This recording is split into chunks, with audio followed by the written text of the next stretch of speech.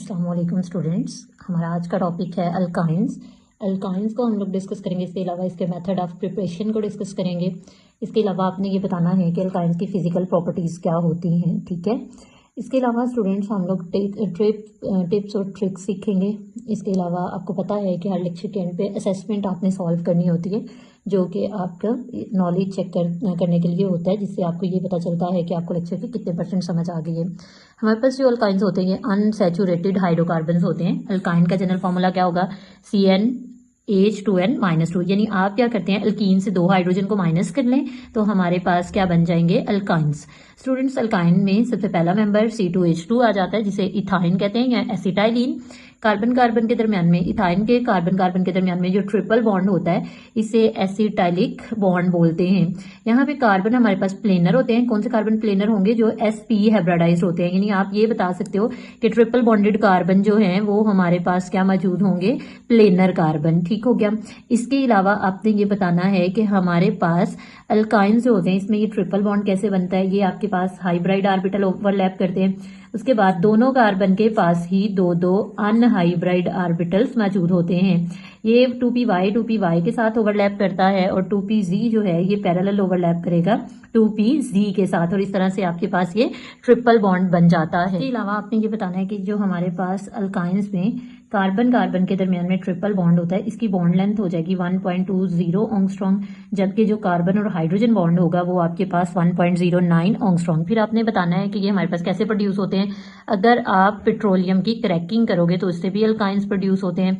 इसके अलावा अल्काइंस जो हैं ये ऑयल गैस और कोल गैस के अंदर मौजूद होते हैं। आपने बताना है 10% अल्काइंस जो हैं वो कोल गैस के अंदर मौजूद होते हैं। स्टूडेंट्स, नेक्स्ट हमारे पास आ जाता है जनरल मेथड ऑफ प्रिपरेशन। सबसे पहले हम देखेंगे डीहाइड्रोहेलोजिनेशन ऑफ विसिनल डाइहेलाइड।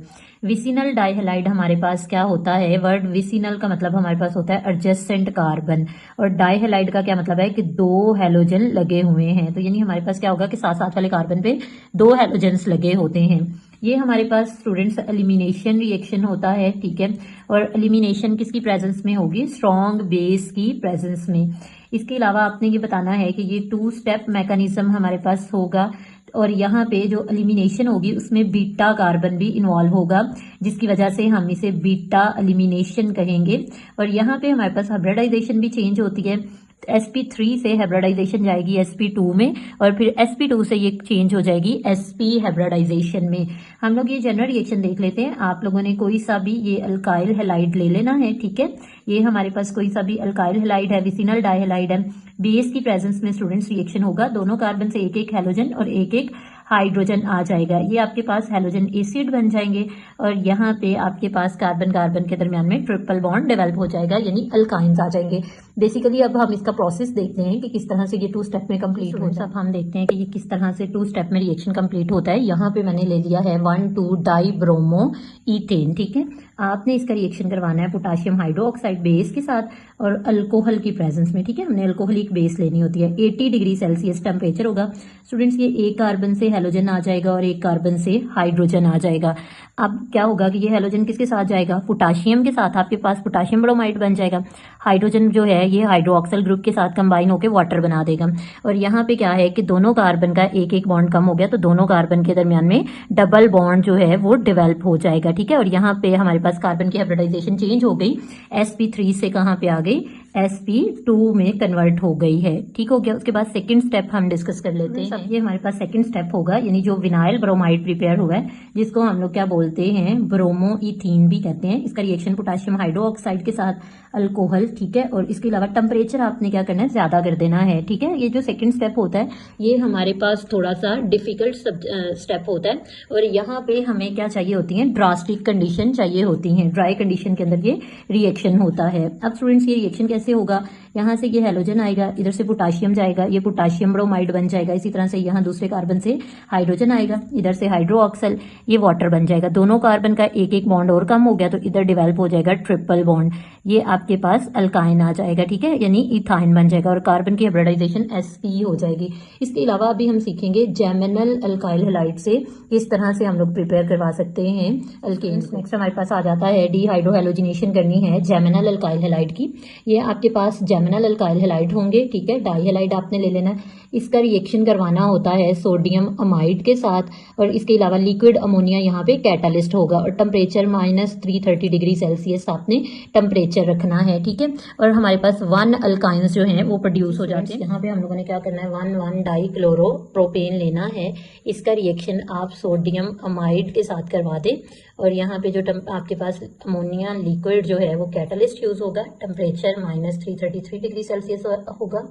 अब ये आपके पास क्या है कि 1 क्लोरीन यहाँ से आएगा, स्टूडेंट्स 1 क्लोरीन यहाँ से आ जाएगा। ये आपके पास किस में कन्वर्ट हो जाएगा, सोडियम क्लोराइड में। इधर से अमोनिया आएगा, यहाँ से हाइड्रोजन, ये आपके पास अमोनिया गैस में कन्वर्ट हो जाएगा। उसके बाद देखें हमारे पास क्या आ जाएगा, सॉरी यहाँ से 2 हाइड्रोजन आएंगे, ये 2 मॉलिक्यूल ले लें, इक्वेशन बैलेंस हो जाएगी आपके पास। अब क्या होगा कि दोनों कार्बन के 2-2 बॉन्ड कम हो गए हैं तो यहाँ पे ये ट्रिपल बॉन्ड जो है वो डेवलप हो जाएगा। स्टूडेंट्स ये आपके पास 1 प्रोपाइन आ जाता है, तो मैंने बताया 1 अल्काइंस ही इस प्रोसेस से प्रोड्यूस होते हैं। नेक्स्ट हमारे पास आ जाता है डीहैलोजिनेशन ऑफ टेट्राहेलाइड। ये भी आपके पास क्या होगा, एलिमिनेशन रिएक्शन है, ठीक है।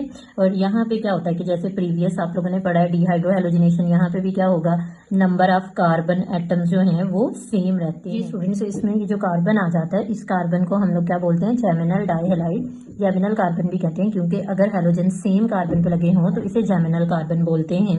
इसके अलावा आपने बताना है कि जो कैटलिस्ट यहाँ पे इस्तेमाल होता है वो आप जिंक भी ले सकते हैं, मैग्नीशियम वगैरह भी, क्योंकि ये एक्टिव मेटल के तौर पे इस्तेमाल होते हैं। ये आप इसमें जिंक को ऐड करें, ये आपके पास 2 स्टेप मैकेनिज्म है, दोनों से एक एक हेलोजन आएगा, जिंक डाइब्रोमाइड बन जाएगा। दोनों कार्बन का एक एक बॉन्ड कम हो गया तो अब यहाँ पे क्या होगा कि दोनों कार्बन के दरमियान में डबल बॉन्ड डेवलप हो जाएगा। हाइब्रिडाइजेशन चेंज हो गई, sp3 से किस में कन्वर्ट हो गई है, sp2 में, ठीक है। उसके बाद आपके पास ये जो 1,2 डाइब्रोमो इथेन आ गया, इसको आपने क्या करना है कि फर्दर इसका रिएक्शन करवाना है जिंक डस्ट के साथ। ये दोनों साइडों से क्या होगा, एक एक ब्रोमीन आ जाएगा, ठीक है, और ये आपके पास क्या बन जाएगा, इथाइन, और बाकी जिंक डाइब्रोमाइड का मॉलिक्यूल अलग हो जाएगा। नेक्स्ट हमारे पास आ जाता है electrolysis of salt of unsaturated dicarboxylic acid, इसका नाम होता है कोब इलेक्ट्रोलिसिस।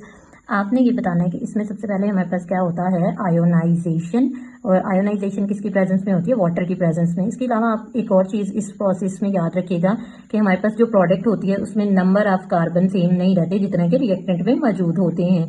ये आपके पास क्या आ जाएगा, नेगेटिव आयन, ठीक है, मेलानेट आयन आ जाता है।